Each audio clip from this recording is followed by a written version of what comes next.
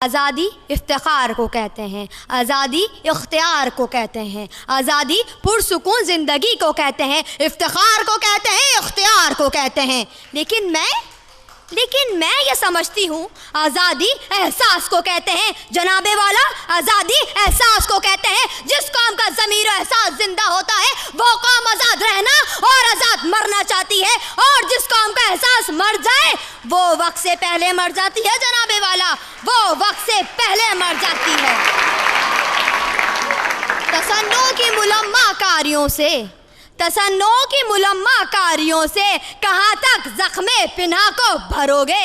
अनासाजी बहुत मौलिक अमल है, अनासाजी बहुत मौलिक अमल है, कोई दिन आएगा खुद से डरोगे।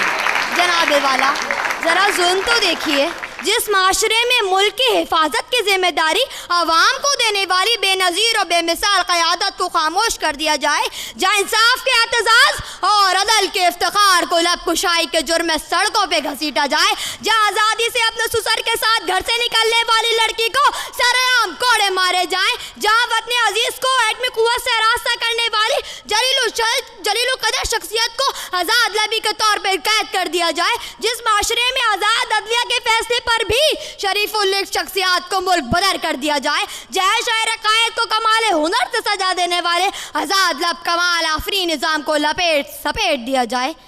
जनाबे वाला, ये तो तारीख़ के अनमिट नकूश तक लम्हात सख्त आजमाइश के वो सफ़ात हैं कि जिनसे इख्तिलाफ व इनहराफ गोया ख़ुद को धोखा देने के मुतरादिफ है।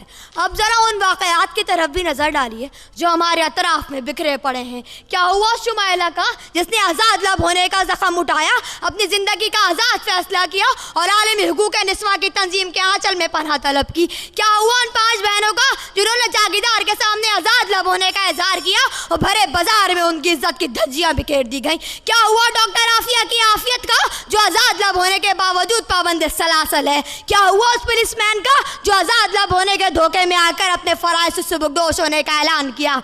ऐसे माशरे में, ऐसी तहजीब में, ऐसे माहौल में, ऐसी फ़िज़ा में और ऐसे ज़माने में कि हम आज़ाद हैं, वो सहर, वो कहर और वो शर और शरारत है कि जिसको देखकर और समझकर हम कभी सरसर को सबा और जुल्मत को ज़िया नहीं कह सकते।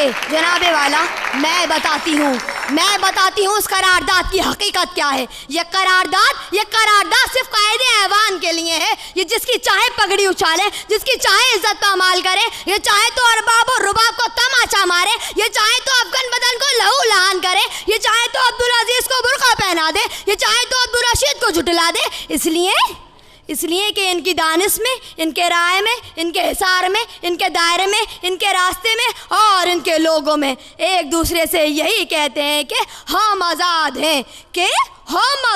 हैं, मैं तो सिर्फ यही कह सकती हूँ कि इस मुक़द्दस राय के ऐवान के तुम बादशाह, इस मुक़द्दस राय के ऐवान के तुम बादशाह, जो चाहे बोलो कि आखिर तुम तो सब आज़ाद हो, जो चाहे बोलो कि आखिर तुम तो सब आज़ाद हो, तुम तो सब आज़ाद हो।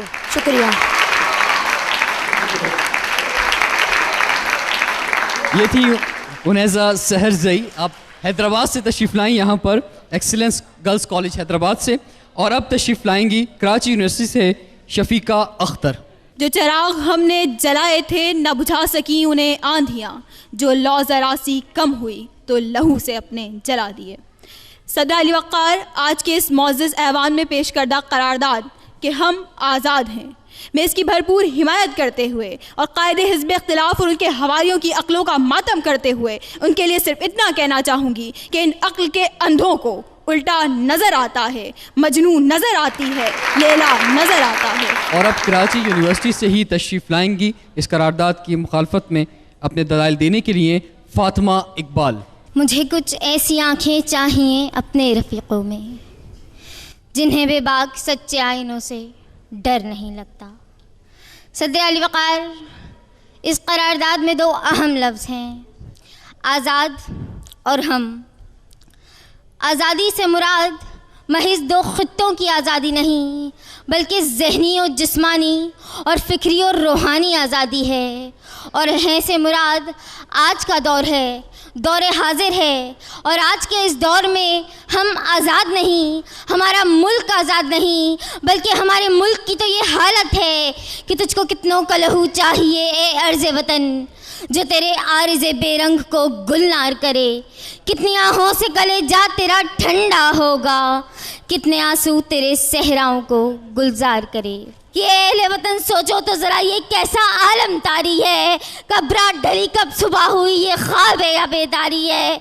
इस गुलशन की बर्बादी में कुछ बर्क़ ग़िज़ा का हाथ नहीं, तुम जिसको समझते हो माली वो फूलों का व्यापारी है।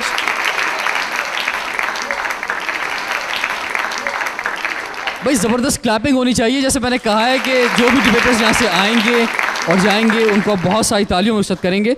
हमारे साथ इस वक्त एक और बहुत अच्छी मुकर्ररा मौजूद हैं और टेलीविज़न पे आपने कंपेयरिंग करते हुए भी देखा, नौजवान शायरा हैं ग़ज़ाला हबीब खान साहिबा, आपसे रिक्वेस्ट करेंगे स्टेज पे तशरीफ़ लाएँ। और अब हम बुलाना चाहेंगे बहरिया कॉलेज से हफीज़ा सुंबुल। जी तो चाहता है कि एक कहकहा लगाऊं और इन जिंदा मगर खुद साख्ता मुर्दों के एक सवाल का जवाब भी न दूं, जो आज सूरत हिज़्ब मुखालिफ इस करारदाद की मुखालफत सिर्फ इसलिए कर रहे हैं कि इन्हें अपनी पहचान और शनाख्त का एक ही ज़रिया मालूम है, मुखालफत बराए मुखालफत। जनाबे वाला खलील जिब्रान ने कहा था कि ज़िंदगी आज़ादी के बग़ैर रूह से महरूम वजूद की तरह होती है। खुदा का सच शुक्र है कि आज हम आज़ाद हैं।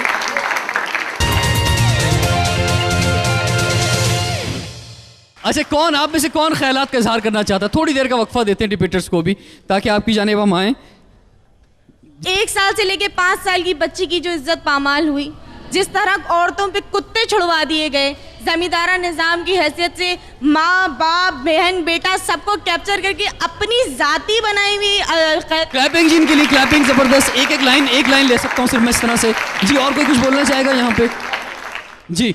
इस्लाम में भी सज़ाएँ दी गई थी, खलीफा के ज़माने में भी यानी खुलफाए राशिदीन के ज़माने में भी जराइम होते थे, सज़ाएँ मिलती थी, संसार भी करते थे, कोड़े भी मारते थे। और आज भी जिन्होंने ये कुछ किया है टीवी पे भी आए हैं, पुलिस ने भी पकड़ा है, उनको भी सज़ाएँ मिलेंगी, आखिरत में भी जलील होंगे। जी क्लैपिंग इनके लिए भी, क्लैपिंग ज़बरदस्त। जब नज़र दौड़ाता हूँ अपने इर्द गिर्द तो पाता हूँ लाशों के ढेर, और जब उन लाशों से पर्दा उठाता हूँ तो कहीं पाता हूँ मिल्लत के पासबान लियाकत अली खान की लाश, तो कहीं हकीमुल उम्मत हकीम मोहम्मद सईद की लाश, और हमको कहते हो कि हम आज़ाद हैं। चले जी यहाँ पे कोई? मैं इनकी बात का जवाब देना चाहूँगा। अगर ये कुत्तों या इज़्ज़त की पामाल की बात करते तो बड़े अफसोस की बात है कि उन्हीं लोगों को हम ही वोट देकर ये पार्लियामेंट और उसके राह दिखाते हैं ताकि वो हमारे आगे राह करें। जी आज़ादी से मुखालिफत करने वालों को मैं पहले ये बात यानी याद दहानी करना चाहता हूँ कि ये बात बतरीक़े अमल महफूज रहना चाहिए। आप अपने तैरान तख़य्युल के परों को पहलाइए और मेरे साथ इस सफ़र पर चलिए कि या तो उन उलमा और उन शुहदा की शहादत का इनकार कर, और या तो इस दिन आज़ादी मनाने को तैयार हो जा। दो रंगी छोड़ कर एक रंग हो जा, सरासर मुँह हो या संग हो जा। जी मैडम। रहमत जमाल जिन्ना यूनिवर्सिटी। मैं अपने मुल्क व मिल्लत के पासबानों से सवाल करना चाहूँगी, रहेगी मौत की बस खून इंसान से रवां कब तक, उठेगा सीने हस्ती से आहों का धुआं कब तक, रहेंगे ख्वाब गफलत में हमारे पास माँ कब तक, सरे बाजार लूटा जाएगा यूं काफला कब तक, हमारे मुल्क में होगा फिर कब अमनो अमा लोगों। जी लास्ट कमेंट्स हम ले रहे हैं यहाँ पे। जी जल्दी क्विक। मैं आपसे बस यही कहूँगा कि अगर आप मुखालिफत पे बात करें या मवाफ़िक़त पे बात करें, आप बस ये सोचिए कि आप आज़ाद हैं तो आप क्या करना चाहते हैं, बस ये सोचिए। ये बताओ कि तुम्हारा गला बैठा हुआ या तुम किसी फनकार की पैरोडी करना चाह रहे थे? हैं? चले जी आगे बढ़ते हैं हम, और आपके दरमियान मैंने वादा किया था मैं ज़रूर आऊँगा, तो इसलिए मैं आपके दरमियान आया और आपके ख़यालात जाने। और अब हमारे साथ मौजूद हैं सर सैयद गर्ल्स कॉलेज से मरियम इकबाल। सदर अली वक़ार, ये बेमिसाल कुर्बानियाँ, लाजवाल जज्बे ज़रा पलट कर देखें तो एक अजीब मंज़र था, लेके रहेंगे